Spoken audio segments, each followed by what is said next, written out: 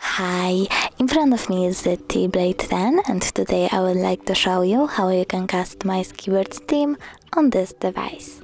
Start by opening settings and scrolling all the way down.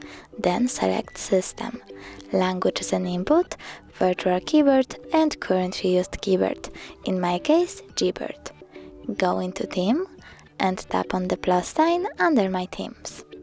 Over here you can select a photo, pinch it to scale and drag it to move. After that, click Next. Adjust brightness and tap on Done. Over here you can click on the switcher next to keyboarders to enable or disable them. When you're done, click Apply. Now when I go back, I can see that theme of my keyboard was successfully customized.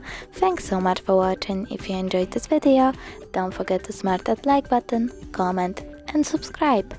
Bye!